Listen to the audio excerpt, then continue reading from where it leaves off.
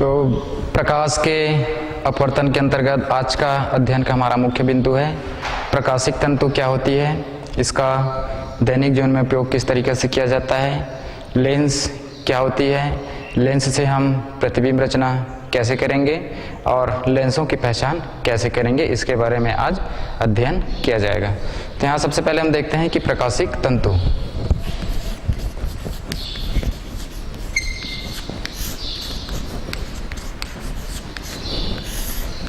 प्रकाशिक तंतु, हम जानते हैं कि प्रकाश किरणें जो होती है वह एक सरल रेखा में गमन करती है। यदि हम प्रकाश किरण के देखें तो निर्वात में एक सरल रेखा में गमन करती है। यह सरल रेखा में गमन करने वाली प्रकाश किरण को यदि हम किसी वक्री जो तल होती है उस वक्री तल में गुजारना चाहें, ठीक है, तो उसके लिए क्या करना पड़ेगा, प्रकाशिक तंतु की आवश्यकता पड़ती है। तो प्रकाशिक तंतु जो होती है वो मुख्यतः पूर्ण आंतरिक परिवर्तन के सिद्धांत पर आधारित एक यंत्र होती है। इस यंत्र की सहायता से हम प्रकाश किरणें जो सरल रेखा में गमन करती है उसको हम वक्री पथ पर भी एक स्थान से दूसरे स्थान तक संचरित कर सकते हैं। तो यह प्रक्रिया प्रकाशिक तंतु पर होती है और इसमें हम प्रकाश को जब वक्री मार्ग पर चलाएंगे या वक्री मार्ग में हम उसको एक स्थान से दूसरे स्थान तक जब संचरित करेंगे तो वहाँ पर पूर्ण आंतरिक परिवर्तन का जो सिद्धांत होती है वह सिद्धांत लागू होता है। ठीक, तो जैसे मान लीजिए इस प्रकार से एक ऐसा वक्री पथ ऐसा बना हुआ है, तो इस वक्री पथ में प्रकाश किरणें जो सरल रेखा में गमन होती है उसको पूर्ण आंतरिक परिवर्तन के सिद्धांत पर जो प्रकाशिक तंतु जो बना हुआ है ये इस तरीके से ऐसा गमन करती है प्रकाश किरणें।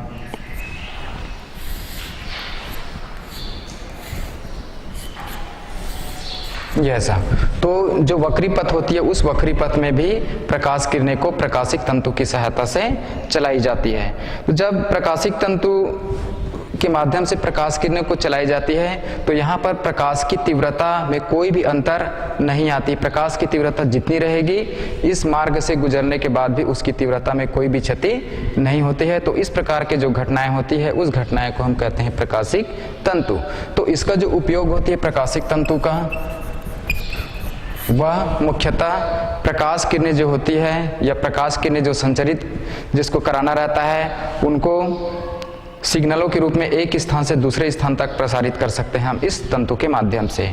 विद्युत सिग्नल को प्रकाश सिग्नल में बदल करके हम उसको एक स्थान से दूसरे स्थान तक प्रेषित कर सकते हैं या उसको अभिग्रहण भी कर सकते हैं। इसके अतिरिक्त मनुष्य के शरीर की जो आंतरिक जो भाग होती है उसकी परीक्षण करने के लिए भी प्रकाशिक तंतु की आवश्यकता पड़ती है, इसका उपयोग किया जा सकता है। इसके अतिरिक्त प्रकाशिक तंतु की और उपयोग है कि शरीर के अंदर जब लेजर किरणें प्रेषित की जाती है तो वहाँ पर प्रकाशिक तंतु की आवश्यकता पड़ती है। तो यह प्रकाशिक तंतु हमारे दैनिक जीवन के लिए भी महत्वपूर्ण स्थान रखती है और जो प्रकाश सिग्नल होती है उसको एक स्थान से दूसरे स्थान तक यदि संचरित करना है या उसको प्रसारित करना है तो चूंकि मार्ग जो है सरल रेखा ना होकर के वक्री भी हो सकती है, किसी भी आकृति की हो सकती है, तो यहाँ पर पूर्ण आंतरिक परिवर्तन के सिद्धांत पर आधारित उपकरण जिसको हम कहते हैं प्रकाशिक तंतु, उसका उपयोग करते हुए प्रकाश सिग्नल को एक स्थान से दूसरे स्थान तक प्रसारित की जा सकती है। तो ये था प्रकाशिक तंतु के बारे में। आगे लेंस के बारे में यहाँ पे देखते हैं।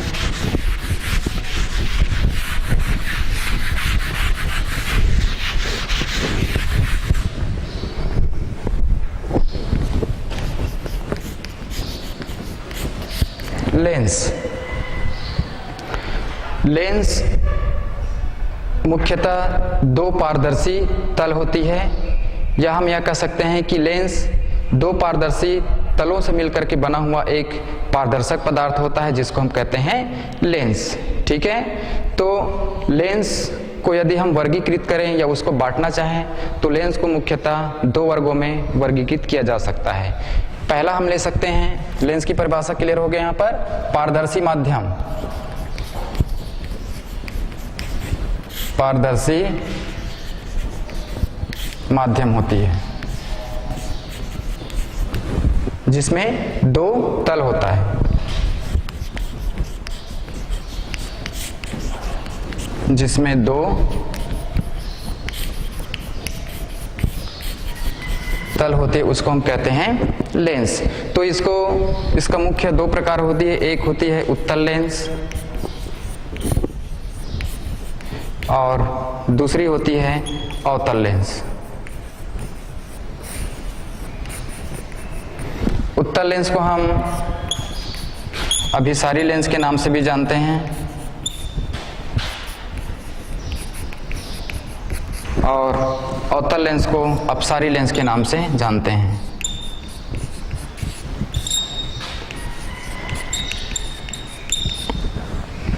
यहाँ पर उत्तल लेंस के भी अलग अलग प्रकार हो सकती है। जैसे पहला प्रकार इसका है, यदि हम लें उत्तल लेंस की, तो एक होता है उभय उत्तल लेंस।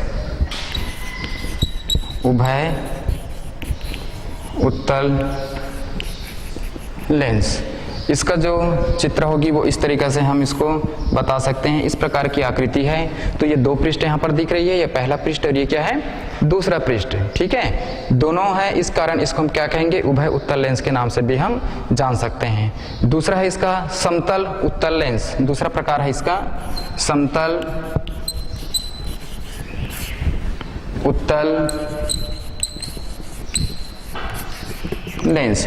और समतल उत्तल लेंस की जो चित्र में यदि इसको हम समझाना चाहें तो ये एक समतल तल है और यहाँ पर यदि हम इस तरीके से ऐसा बना दें तो ये जो तल कहलाएगी वो क्या कहलाएगी, उत्तल तल कहलाएगी। ठीक है, तो समतल उत्तल के लिए चित्र इस तरीके से बना सकते हैं। और तीसरा जो इसकी जो प्रकार होती है वो है अवतल उत्तल।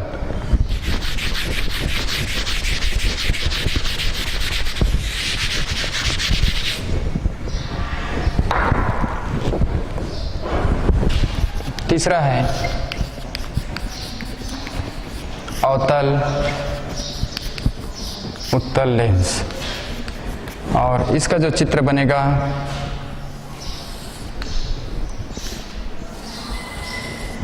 इस तरीके से रहती है। तो हम उत्तल लेंस को और तीन भागों में बांट दिए, उभय उत्तल लेंस, समतल उत्तल लेंस और अवतल उत्तल लेंस। ठीक इसी तरीके से जो अवतल लेंस होती है उसको भी हम तीन भागों में बांट सकते हैं।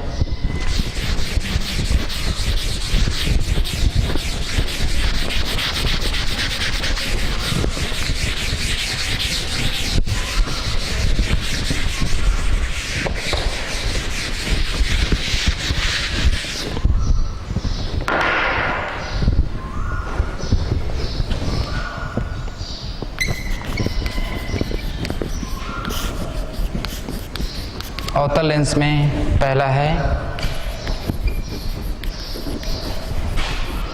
उभय अवतल लेंस। उभय अवतल लेंस, इसका जो चित्र इस तरीके से बनेगा,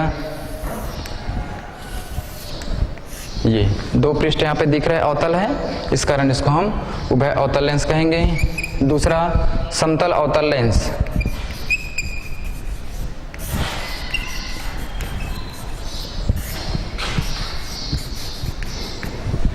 समतल, इसमें इसका चित्र जो है इस तरीके से हम बना सकते हैं।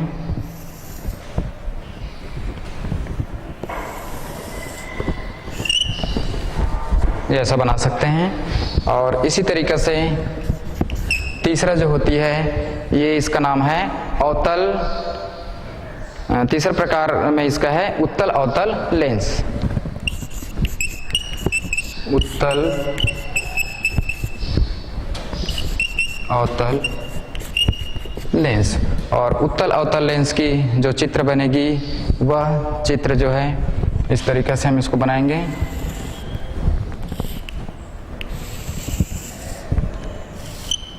यस, तो इस तरीके से हम लेंस को, जो मुख्य रूप से उत्तल लेंस और अवतल लेंस होती है, उसको और अलग अलग भागों में यहाँ पर बांट करके सभी का नामकरण यहाँ पे समझाया है।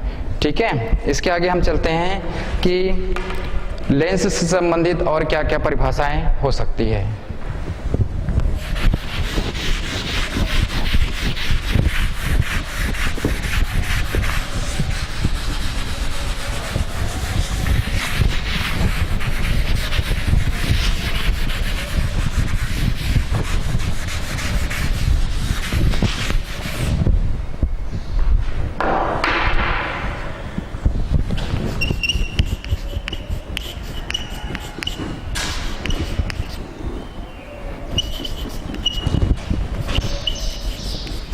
लेंस से संबंधित परिभाषा।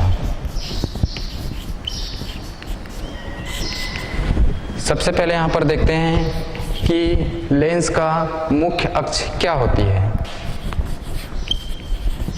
मुख्य अक्ष, लेंस का मुख्य अक्ष किसे कहते हैं या लेंस के मुख्य अक्ष की क्या परिभाषा होगी। तो इसकी परिभाषा में हम देखें कि लेंस के, चूंकि लेंस में दो पृष्ठ देख रहे हैं, दोनों पृष्ठ को जो मिलाने वाली एक काल्पनिक रेखा होती है, उस रेखा को हम क्या कहते हैं, लेंस का मुख्य अक्ष कहते हैं। जैसे ये एक उत्तल लेंस है, इसी प्रकार से हम यहाँ पर एक अवतल लेंस भी ले सकते हैं। ये दोनों पृष्ठ को बांटने वाली एक रेखा, तो यहाँ पर दोनों पृष्ठ को यदि मिलाने वाली रेखा इस तरीके से है, तो इस रेखा को हम क्या कहेंगे, मुख्य अक्ष कहेंगे। दोनों पृष्ठ को मिलाने वाली जो रेखा होती है वह रेखा क्या कहलाती है, काल्पनिक रेखा है। इस रेखा को हम क्या कहते हैं, मुख्य अक्ष कहते हैं। यहाँ पर भी हम इसको आगे बढ़ा देते हैं ऐसा, तो ये इस लेंस के लिए भी या अवतल लेंस के लिए भी क्या कहलाएगी, मुख्य अक्ष कहलाएगी। समझ में आ गया। दूसरा इसमें हम ले सकते हैं प्रकाश केंद्र।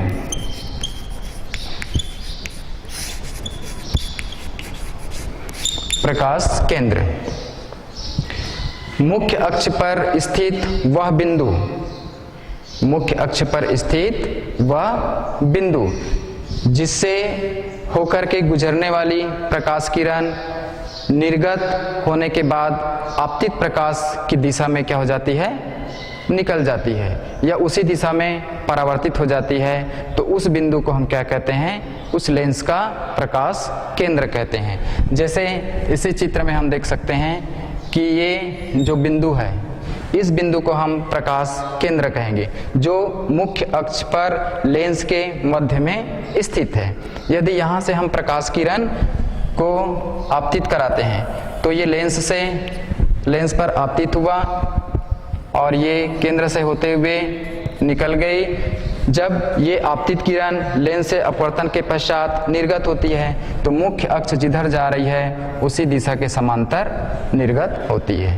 ठीक है, यहाँ पर भी वही चीजें लिया जा सकता है। ये जो बिंदु कहलाएगी वह बिंदु क्या कहलाएगी, मुख्य प्रकाश केंद्र कहलाएगी। इससे होकर के जो निकलने वाली जो किरणें हैं वह प्रकाश केंद्र से होते हुए सीधे निकल जाती है। इसमें भी वही स्थिति होगी।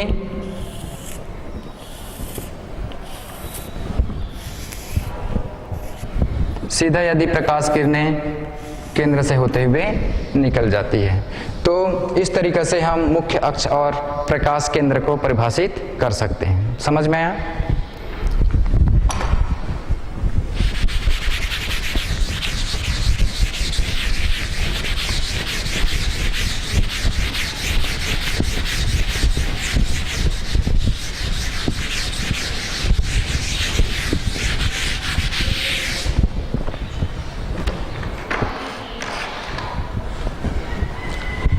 आगे है इसका तीसरा बिंदु, मुख्य फोकस व फोकस दूरी। इसको हम प्रथम फोकस के नाम से भी जान सकते हैं, मुख्य फोकस व फोकस दूरी। तो इसको हम इसकी परिभाषा बताने से पहले हम इसको चित्र में समझ लेते हैं। जैसे हमारे पास एक उत्तल लेंस रखा हुआ है, ये इसका मुख्य अक्ष हो गया, ये इसकी प्रकाश केंद्र हो गई। ठीक है, तो इस मुख्य अक्ष पर स्थित कोई एक बिंदु है जिसको हम F से प्रदर्शित कर रहे हैं। जब यहाँ से निकलने वाली किरणें लेंस पर आपतित होगी तो अपवर्तन के पश्चात वह मुख्य अक्ष के क्या हो जाती है, समांतर हो जाती है। ये मुख्य अक्ष है तो इसके समांतर निर्गत हो रही है। इस पृष्ठ से भी ले लेते हैं, ये मुख्य अक्ष के समांतर निर्गत हो रही है। तो यहाँ पर हम इसकी परिभाषा क्या देंगे मुख्य फोकस की, कि प्रकाश लेंस की मुख्य अक्ष पर स्थित वह बिंदु जहां से निकलने वाली प्रकाश किरण लेंस से अपवर्तन के पश्चात मुख्य अक्ष के समांतर हो जाती है, तो उस बिंदु को हम क्या कहते हैं, इस लेंस के लिए या उत्तल लेंस के लिए उसकी प्रथम फोकस या मुख्य फोकस कहेंगे। लेंस के केंद्र से यदि इसकी हम दूरी देखें तो ये दूरी जो होगी इसको हम f से प्रदर्शित करेंगे, तो यह दूरी को हम क्या कहेंगे, उसकी फोकस दूरी कहेंगे। चूंकि ये जो दूरी है वो प्रकाश किरण के विपरीत जा रही है, इसलिए इसका जो मान रहेगा वो ऋणात्मक रहेगी। ठीक है, सेम यही प्रक्रिया अवतल लेंस के लिए भी होती है।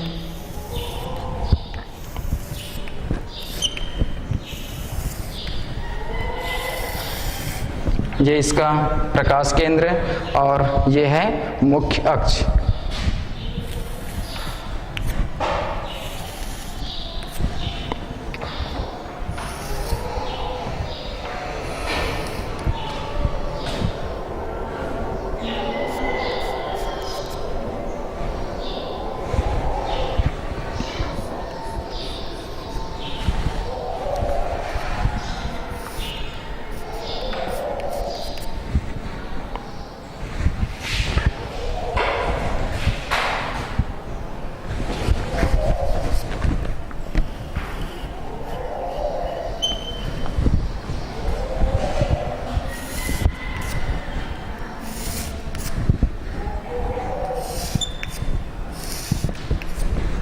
ये बिंदु कहलाएगी मुख्य फोकस F, और यहाँ से यहाँ तक की इसकी दूरी देखें तो इसको हम कहेंगे फोकस दूरी F1। चूंकि यह प्रकाश किरण की दिशा में दूरी देख रहे हैं, इसलिए इसका जो मान होगा वो क्या होगा, धनात्मक होगा। ठीक है, तो दोनों में यहाँ पे देख रहे हैं कि यहाँ पर मुख्य अक्ष पर स्थित बिंदु F है। यहाँ से ऐसे लग रहा है कि यह प्रकाश किरण इस फोकस से होकर के यहाँ से इस फोकस पर आ रही है, ऐसा प्रतीत हो रहा है। ठीक है, तो दोनों में यहाँ पे अंतर देख रहे हैं। ठीक, इसके लिए ये F1 फोकस दूरी है, इसके लिए यहाँ पे F1 फोकस दूरी है। ठीक है, तो इसका मान ऋणात्मक है, इसका मान धनात्मक है। तो यहाँ पर हम ये भी देख रहे हैं कि जो अवतल लेंस है उसके लिए केंद्र से प्रथम फोकस की दूरी धनात्मक रहती है, और उत्तल लेंस के लिए जो फोकस दूरी F1 है वह केंद्र से यदि हम उसकी दूरी मापें तो यह क्या रहेगी, ऋणात्मक रहेगी। ऋणात्मक क्यों रहेगी, क्योंकि यहाँ पर जो दूरी जो माप रहे हैं वह केंद्र से माप रहे हैं, तो प्रकाश किरण बाएं से दाएं चल रही है, इस कारण इसका मान जो है ऋणात्मक रहेगा। यहाँ पे प्रकाश किरण की दिशा में दूरी मापी जा रही है, इस कारण इसका जो मान रहेगी फोकस दूरी का मान वह क्या रहेगा, धनात्मक रहेगा। समझ में आ गया? तो ये है प्रथम फोकस व फोकस दूरी। ठीक, इसी तरीका से हम द्वितीय फोकस और उसकी फोकस दूरी को भी समझा सकते हैं।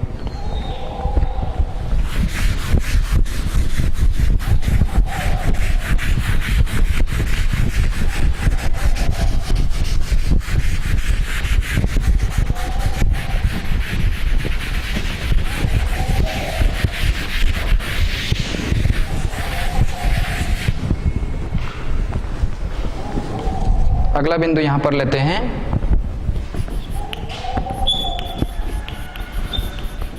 द्वितीय फोकस व फोकस दूरी।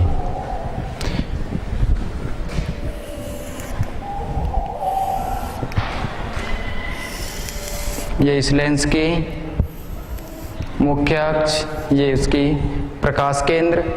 अब यदि प्रकाश किरण मुख्य अक्ष के समांतर चलती है तो मुख्य अक्ष के समांतर चलने वाली किरणें लेंस से अपवर्तन के पश्चात मुख्य अक्ष के जिस बिंदु पर मिलती है वह बिंदु क्या कहलाती है, द्वितीय फोकस कहलाती है। तो इसको हम F2 से प्रदर्शित करेंगे। ठीक है, ठीक इसी तरीका से हम अवतल लेंस की बात करें, यह अवतल लेंस हो गया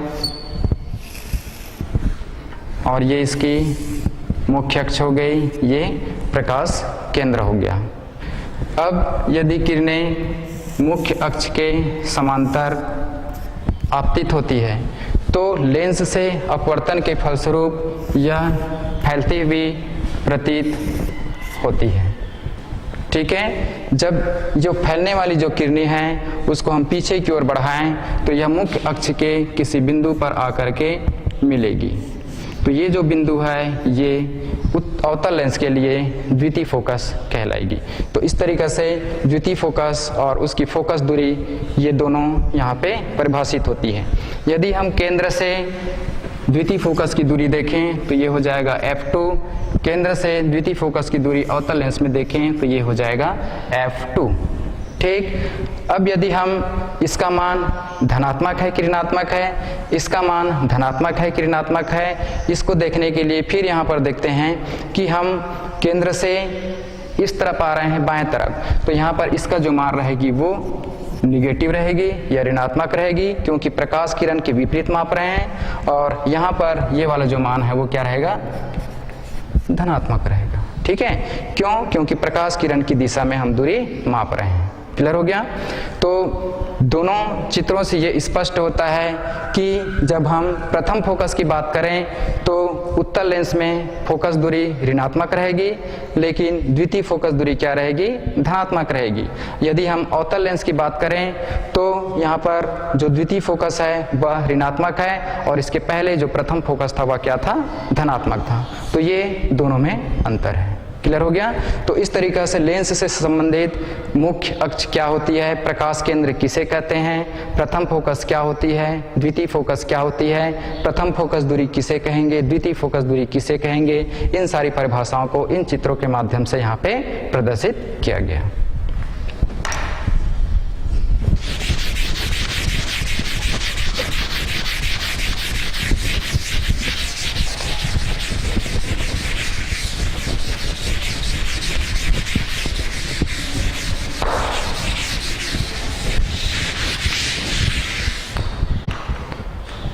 आगे हम देखते हैं लेंसों से प्रतिबिंब कैसे प्राप्त करेंगे। तो लेंसों में प्रतिबिंब रचना के नियम।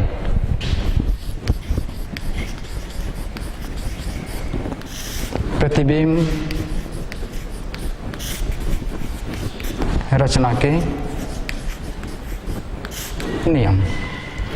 लेंस के द्वारा जब प्रतिबिंब प्राप्त की जाती है तो कुछ नियम होती है, मुख्य रूप से 3 नियम होती है। उसी 3 नियम के आधार पर उत्तल लेंस और अवतल लेंस में प्रतिबिंब का निर्माण होता है। तो सबसे पहले हम ये देखते हैं कि जब प्रकाश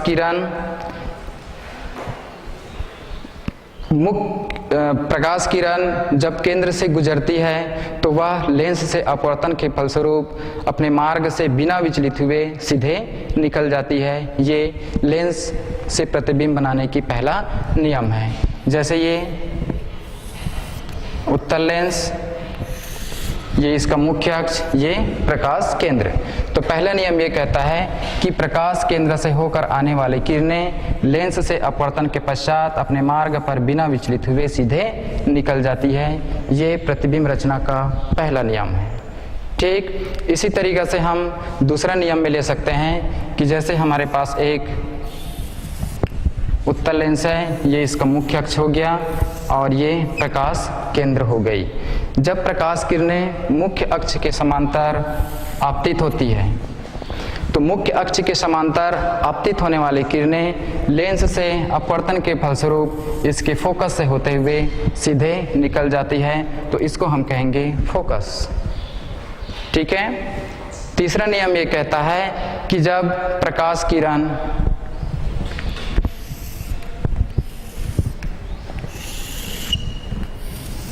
ये केंद्र हो गया और ये इसकी मुख्य अक्ष हो गई। जब प्रकाश किरण फोकस से होकर के गुजरे, ये फोकस है, फोकस से होकर के यदि प्रकाश किरण गुजरती है तो लेंस से अपवर्तन के फलस्वरूप वह मुख्य अक्ष के समांतर हो जाती है। तो इस तरीके से प्रतिबिंब रचना करने के लिए इन 3 नियमों को ध्यान में रखना है। इसी 3 नियमों को ध्यान में रखते हुए लेंस के द्वारा जितने भी प्रतिबिंब बनेगी यही उसका आधार है। समझ में आ गई सबको? पहला नियम क्या है कि प्रकाश केंद्र से यदि प्रकाश किरणें गुजर रही है तो सीधे निकल जाएगी। दूसरा नियम क्या है कि यदि प्रकाश किरणें मुख्य अक्ष के समांतर आ रही है तो वह उसके फोकस से होकर के निकल जाएगी। और तीसरा नियम क्या है कि यदि प्रकाश किरणें फोकस से होकर के आ रही है तो वह लेंस से अपवर्तन के फलस्वरूप मुख्य अक्ष के समांतर हो जाएगी। ठीक, तो इन्हीं नियमों को ध्यान में रखेंगे।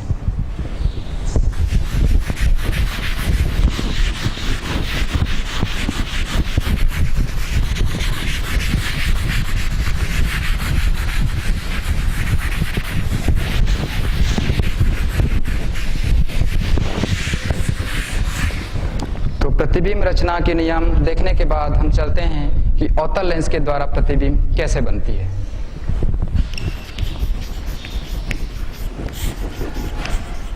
अवतल लेंस से प्रतिबिंब का बनना। अवतल लेंस से प्रतिबिंब का बनना। अवतल लेंस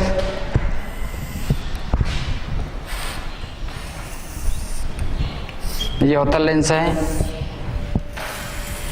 ये मुख्य अक्ष, ये उसका प्रकाश केंद्र। अब यदि इस लेंस के सम्मुख यदि कोई वस्तु ए बी रखी गई है, ठीक है, तो हम जानते हैं कि मुख्य अक्ष के समांतर आने वाली जो प्रकाश किरणें हैं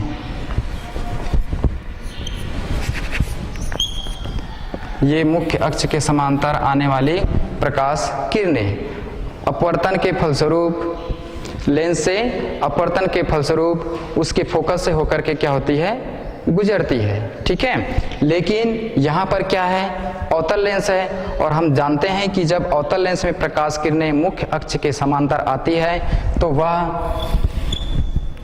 फैल जाता है। ठीक है, जब इस किरणें को हम पीछे की ओर बढ़ाएं, ये तो ये क्या है, यहाँ पर वस्तु ए बी का क्या बनेगी, प्रतिबिंब बनेगी। दूसरा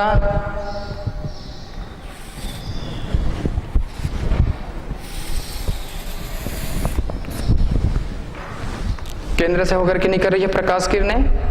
ठीक है, तो दूसरा नियम हम देख रहे थे कि यदि प्रकाश किरणें लेंस के केंद्र से गुजरती है तो वह सीधे निकल जाती है। तो यहाँ पर ये फोकस है, यहाँ पर पहला वाला प्रकाश किरण जिसको हम पीछे की ओर बढ़ाए हैं, दूसरा वाला प्रकाश किरण है ना, इस बिंदु को कट कर रही है, तो यहाँ पर ए बी का प्रतिबिंब बी डैश ए डैश प्राप्त होती है।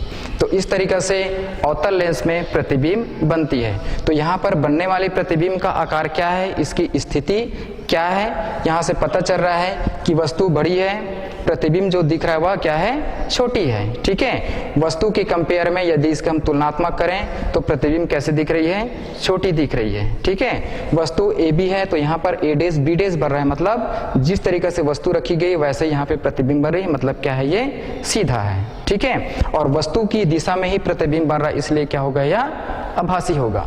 तो इसका मतलब क्या समझ रहे हैं हम कि अवतल लेंस के द्वारा बनने वाले प्रतिबिंब हमेशा वस्तु से छोटी, सीधा और आभासी प्राप्त होती है। समझ में आ गई। और ये जो प्रतिबिंब बना हुआ है वह लेंस के केंद्र और उसकी फोकस के बीच में स्थित है। ठीक है, तो इस तरीक़ा से अवतल लेंस में प्रतिबिंब प्राप्त होती है। इसमें एक चीज़ और ध्यान देंगे कि जब वस्तु अनंत पर होती है तो उसका जो प्रतिबिंब प्राप्त होगा वह लेंस के फोकस पर प्राप्त होगी। ये वस्तु अनंत पर नहीं है, ठीक है, ठीक है ना, मुख्य अक्ष पर कहीं पर स्थित है। अब यदि हम मान के चलें इस वस्तु को कहाँ पर लेते हैं, जैसे दूसरे चित्र में देखते हैं,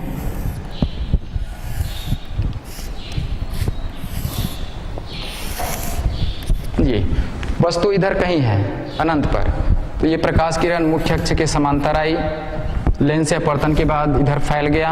फैलने वाली किरणें को यदि हम पीछे की ओर बढ़ाते हैं तो ये कहाँ पे बन रहा है, फोकस पर आ रही है, फोकस पर आती हुई प्रतीत हो रही है। दूसरे प्रकाश किरण इसके केंद्र से होते हुए इधर से जाएगी और केंद्र से होते हुए जाएगी और ये सीधे निकल जाएगा। तो यहाँ पर ये जो प्रतिबिंब बनेगी, एक्चुअली में ये ऐसा होगा, ऐसा ये, तो यहाँ पर प्रतिबिंब बनेगा। तो ये जो प्रतिबिंब बनेगा वो इस प्रकार की नहीं रहेगी, यहीं पर बनेगा, मतलब बिंदु आकार का बनेगा। तो इसको हम चित्र को और थोड़ा सा सुधारने की कोशिश करें।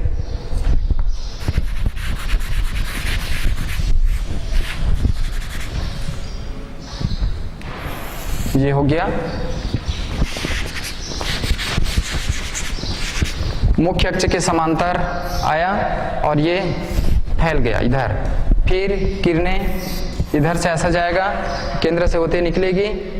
तो इसको यदि हम इस तरफ यदि हम पीछे की ओर ऐसा बढ़ाते हैं तो यहाँ पर इसके फोकस में ये कहीं ना कहीं आकर के क्या करेगी, टकराएगी। तो कहने का अर्थ यह है कि जब प्रकाश किरणें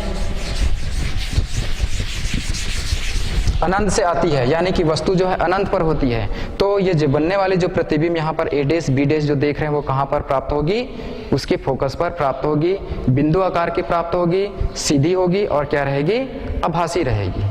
समझ में आ गया? तो इस तरीके से हम दोनों स्थितियों में वस्तु कहाँ पर रखी गई, अनंत से है, अनंत पर है या मुख्य अक्ष पर कहीं पर स्थित है, दोनों स्थितियों में हम प्रतिबिंब रचना कर सकते हैं। ठीक है, आगे हम देखेंगे कि उत्तल लेंस से प्रतिबिंब कैसे प्राप्त करेंगे।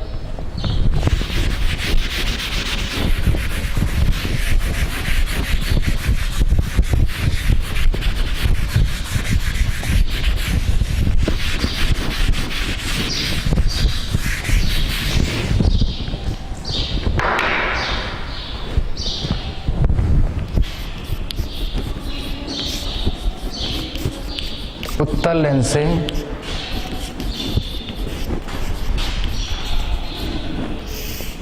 प्रतिबिंब का बनना।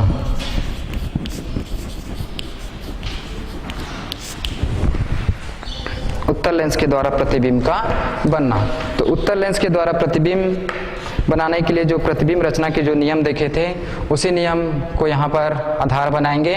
तो हम देखेंगे कि जब उत्तल लेंस के द्वारा जो प्रतिबिंब बनती है वह प्रतिबिंब आभासी हो सकती है, वास्तविक भी हो सकती है, वस्तु से उल्टी भी हो सकती है और वस्तु से बड़ी भी हो सकती है, सीधी भी हो सकती है। तो अलग वस्तु की स्थिति के आधार पर यहाँ पे प्रतिबिंब का निर्माण होती है। ठीक है, तो सबसे पहले अब यहाँ पे ले सकते हैं कि यदि वस्तु प्रकाश केंद्र और फोकस के बीच में स्थित हो।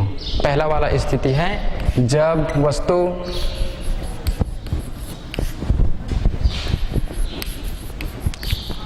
लेंस के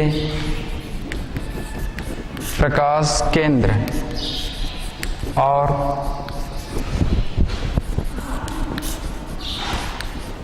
फोकस के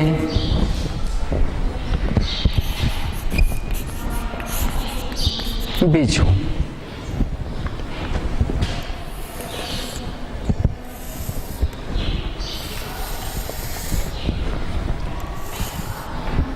ये प्रकाश केंद्र हो गया, ये फोकस हो गई। अब वस्तु को हम कहाँ पे रख रहे हैं? प्रकाश केंद्र और फोकस के बीच। ये प्रकाश केंद्र है, ये फोकस है। वस्तु की स्थिति यहाँ पर होती है ए और ये बी। शीर्ष से चलने वाली प्रकाश किरणें मुख्य अक्ष के समांतर लेंस पर आपतित होती है और आपतित होने के फलस्वरूप यह द्वितीय फोकस तल से होते हुए सीधे निकल जाती है। ठीक है, शीर्ष से दूसरी प्रकाश किरणें चलती हैं जो केंद्र से होते हुए गुजरेगी और लेंस या अपवर्तन के फलस्वरूप अब बिना अपने मार्ग से विचलित हुए सीधे निकल जाती है। जब दोनों अपवर्तित किरणें को हम पीछे की ओर बढ़ाएंगे, पीछे की ओर बढ़ाएंगे मतलब ये इसको यदि इधर पीछे की ओर बढ़ाएं और इसको भी यदि हम पीछे की ओर बढ़ाएं तो यहाँ पर दोनों अपवर्तित किरणें मिलेगी। तो इस वस्तु ए बी का प्रतिबिंब यहाँ पर प्राप्त होती है जिसको हम कहेंगे ए डैश और इसका नाम होगा बी डैश। ठीक, तो जब वस्तु केंद्र और फोकस के बीच में रहती है तो उसका आभासी प्रतिबिंब वस्तु से बड़ा प्रतिबिंब प्राप्त होता है। समझ में आ गया? तो इस तरीके से हम उत्तल लेंस से प्रतिबिंब बना सकते हैं। अब ये वस्तु के स्थिति के ऊपर निर्भर करती है कि वस्तु को हम कहाँ कहाँ पर रखें और उसका प्रतिबिंब कहाँ कहाँ पर प्राप्त होगी। तो अलग अलग स्थितियों में यहाँ पर जो प्रतिबिंब बनता है यह अलग अलग बनती है। ठीक है, हम जानते हैं कि उत्तल लेंस के द्वारा हमेशा ज़्यादातर जो प्रतिबिंब जो बनती है वह वास्तविक होती है, लेकिन यहाँ पर कंडीशन क्या है कि केंद्र और फोकस के बीच में वस्तु स्थित है, इसलिए इसका जो प्रतिबिंब है वो क्या है, वस्तु की ओर प्राप्त हो रही, इसलिए क्या होगी, यह आभासी होगी और वस्तु से बड़ी प्राप्त हो रही है। ठीक, दूसरा स्थिति हम लेके चलते हैं कि जब वस्तु फोकस पर स्थित हो।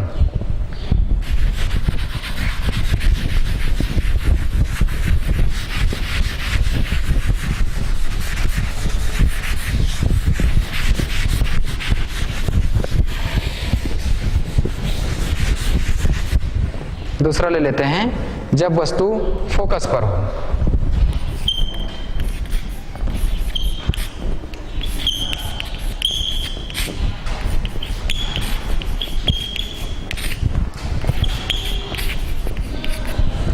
जब वस्तु फोकस पर होती है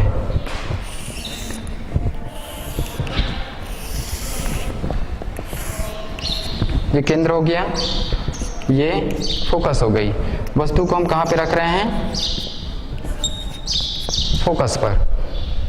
ठीक है, मुख्य अक्ष के समांतर निकली, लेंस से अपवर्तन के पश्चात इसके फोकस से होकर के गुजर गया और दूसरा यहाँ पर केंद्र से होते हुए सीधे निकल गया।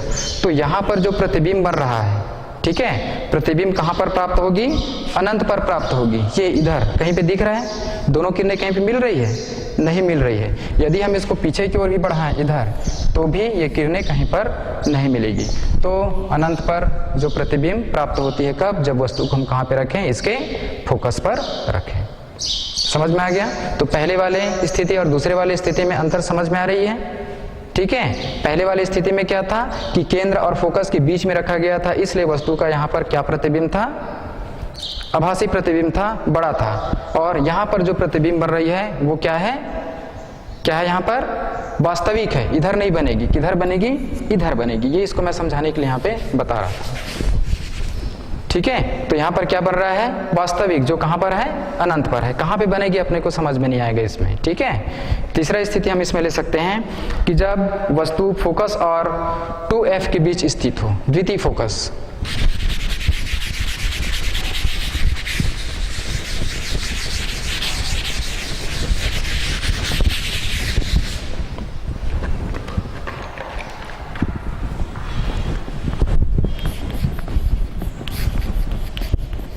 जब वस्तु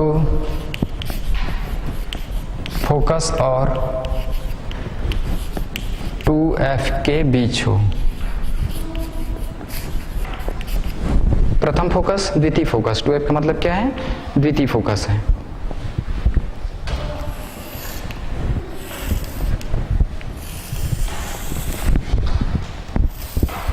ये प्रकाश केंद्र हो गया, ये प्रथम फोकस हो गया जिसको हम f कह रहे हैं, और इसको कहेंगे 2f। दोनों के बीच में वस्तु यहाँ पर स्थित है, a और ये b। लेंस से अपवर्तन के पश्चात इसके प्रथम फोकस से होते हुए निकलेगी और दूसरा जो है यहाँ पर ये, तो वस्तु AB का प्रतिबिंब कहाँ पे बन रहा है, यहाँ पर प्राप्त हो रही है।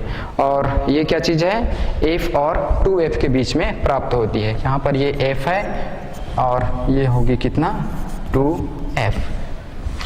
तो ये a डैश और ये बनेगा b डैश।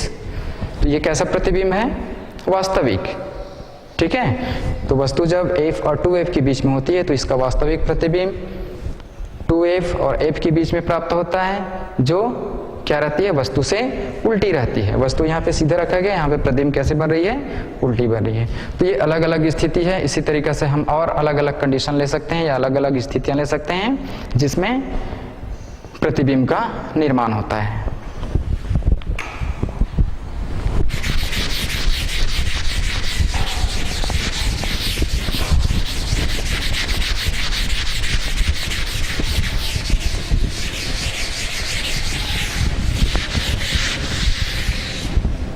अब हम देखते हैं लेंसों में जो चिन्ह का जो उपयोग करते हैं दूरी नापने के लिए वो किस तरीके से किया जाएगा। चिन्हों का उपयोग,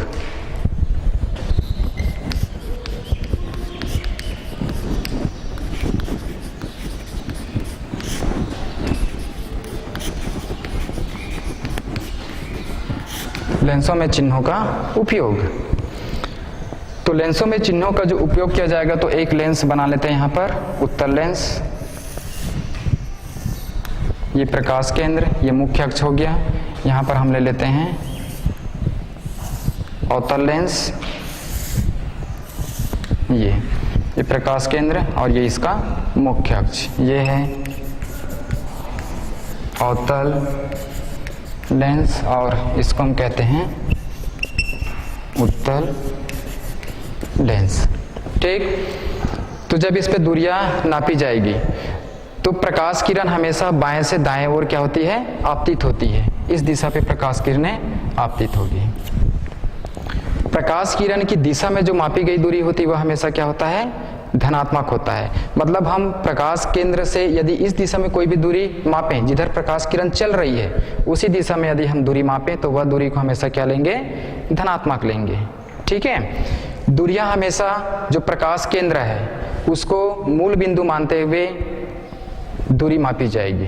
ठीक, अब जैसे मान लीजिए वस्तु यहाँ पर रखा हुआ है तो केंद्र से यदि हम वस्तु की दूरी मापें तो ये होगा, प्रकाश किरण के अपोजिट जा रही है, विपरीत जा रही है, इसलिए केंद्र से वस्तु की दूरी क्या होगी, ऋणात्मक होगी। समझ में आ गया। यदि हम इस दिशा पे मापे, मान लीजिए प्रतिबिंब यहाँ पे प्राप्त हो रही है तो केंद्र से जो प्रतिबिंब की दूरी होगी जिसको हम V से प्रदर्शित करते हैं इसको हम U से प्रदर्शित करते हैं। ठीक है, तो ये वाला दूरी हमेशा क्या रहेगा, धनात्मक रहेगा। समझ में आ गया। तो इस तरीके से लेंसों में जो दूरियां होती है वो हमेशा कहाँ से मापेंगे, उसके प्रकाश केंद्र से मापेंगे। समझ में आ गया। दाएं तरफ मापी गई दूरी धनात्मक, बाएं तरफ मापी गई दूरी क्या होती है, ऋणात्मक होती है। समझ में आ गया। और ये हमेशा ध्यान रखेंगे कि प्रकाश किरण हमेशा बाएं से दाएं ओर क्या होती है, आपतित होती है। तो इस तरीके से दूरियों का उपयोग किया जाता है। लेंसों की पहचान हम कैसे करेंगे, जैसे मान लीजिए दो प्रकार की लेंस यहाँ पे दिखाई दे रही है, तो लेंसों की पहचान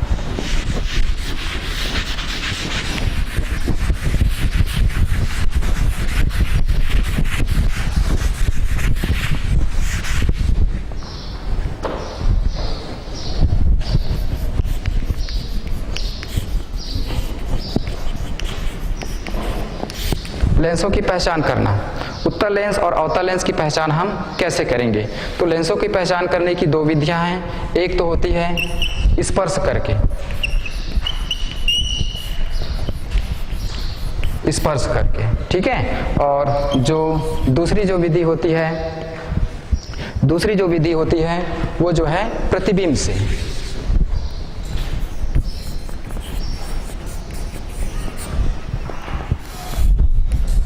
प्रतिबिंब से तो हम स्पर्श करके लेंस को कैसे पहचानेंगे, जैसे लेंस दिया रहेगा उसको हम अपने हाथ से पकड़ेंगे, जब यदि वह बीच से मोटी यदि अपने को महसूस हो और उसके किनारे से क्या हो, पतली महसूस हो, तो हम क्या कहेंगे, वह उत्तल लेंस है।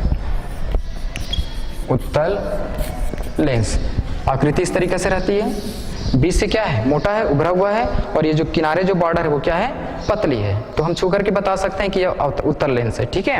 अवतल लेंस की स्थिति में क्या रहती है, उसकी चित्र इस तरीके से बनता है, अर्थात इसका मतलब क्या है, बीच से वह पतली है ना, और किनारे से क्या है, मोटी है। तो ये छू करके हम बता सकते हैं कि कौन सा उत्तल लेंस और कौन सा अवतल लेंस है। प्रतिबिंब के द्वारा हम कैसे बताएंगे कि यदि लेंस को हम पुस्तक के ऊपर रखें और इसको क्रमशः धीरे धीरे क्या करें, ऊपर उठाते जाएं, तो वहां पर यदि अक्षर जो है बड़ी दिखाई देगी, यदि हम लेंस को ऐसा रख करके यदि ऊपर उठाते हैं, ठीक है ना, तो अक्षर यदि बड़ी दिखाई देती है तो वह क्या होगा, उत्तल लेंस होगा, और यदि छोटी दिखाई देती है तो वह क्या होगी, अवतल लेंस होगी। तो इस तरीके से हम प्रतिबिंब के माध्यम से भी लेंसों को क्या कर सकते हैं, पहचान सकते हैं। ठीक है। इसका उपयोग कहाँ पर कर सकते हैं लेंसों का, तो लेंसों का उपयोग जनरली जो प्रकाशिक यंत्र होती है, जैसे कैमरा हो गया, सूक्ष्मदर्शी हो गया और दूरदर्शी हो गया, इन यंत्रों में किया जाता है। रीडिंग लेंस के रूप में कर सकते हैं, जैसे प्रयोगशाला में छोटी छोटी जो लाइनें रहती है ना, यदि मिलीमीटर सेंटीमीटर में मान यदि किसी चीज़ का ज्ञात करना है तो उसको हम रीडिंग लेंस की सहायता से पढ़ सकते हैं। ठीक है। इस तरीके से हम लेंसों का उपयोग करते हैं। घड़ी जो मैकेनिक होती है, चूंकि हम जानते हैं कि घड़ी के छोटे छोटे उसकी नट बोल्ट होती है, स्क्रू होती है, तो उनको पकड़ने के लिए, उनको देखने के लिए लेंस का उपयोग करते हैं। तो अलग अलग जगहों पे इन्हीं उत्तल और अवतल लेंसों का उपयोग किया जाता है। समझ में आ गया? दृष्टि दोष को दूर करने के लिए भी इन लेंसों का उपयोग करते हैं। जैसे आंख में चश्मा लगता है कमजोर हो जाने से, तो वहां पर अवतल लेंस और उत्तल लेंस दोनों प्रकार के लेंसों का उपयोग किया जा सकता है। ठीक है, तो ये लेंसों के अलग अलग उपयोग हैं। तो इस तरीके से आज का जो हमारा जो मुख्य बिंदु था कि प्रकाशिक तंतु क्या होती है, लेंस क्या होता है, लेंस में प्रतिबिंब कैसे बनती है, लेंसों का पहचान कैसे करेंगे और उसका उपयोग कहाँ कहाँ पर किया जाएगा, इन सारे बिंदुओं के बारे में आज अध्ययन किया गया है। ठीक, थैंक्स।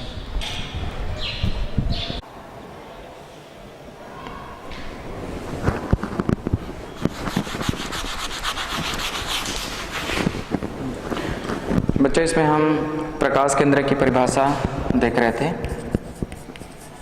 प्रकाश केंद्र, इसकी परिभाषा बताते समय उस परिभाषा में त्रुटि हुआ है, तो इसको हम यहाँ पे लिखेंगे। जैसे यहाँ पे इसका प्रकाश केंद्र के लिए यहाँ पे एक चित्र बनाते हैं। ये एक लेंस है, ये इसकी मुख्य अक्ष हो गई, और इस मुख्य अक्ष पर एक बिंदु है जिसको कहेंगे O। प्रकाश किरण ये आपतित हुआ, ये अपवर्तित हो गई, और ये क्या हो गई, निर्गत हो गई। तो यहाँ पर ये जो बिंदु O दिख रहा है, इसको हम कहेंगे प्रकाश केंद्र। तो इसकी परिभाषा बताते समय त्रुटि किया था। इसमें मैं ये बोला था कि निर्गत प्रकाश किरण है वो मुख्य अक्ष के समांतर होता है, ये बोला गया था। उसमें सुधार करके यहाँ पर परिभाषा ये हो जाएगी कि लेंस के मुख्य अक्ष पर स्थित बिंदु जो लेंस के मध्य में स्थित है, प्रकाश किरण जब उससे होकर के गुजरती है तो निर्गत प्रकाश किरण की जो दिशा होगी वह आपतित प्रकाश किरण के समांतर हो जाता है। ये यहाँ पर सुधार करना है। ये जो निर्गत किरण है वह आपतित किरण के क्या दिख रही है, समांतर दिख रही है। यहाँ पर ये सुधार करके इस परिभाषा को इस तरीके से देखेंगे। Thank you.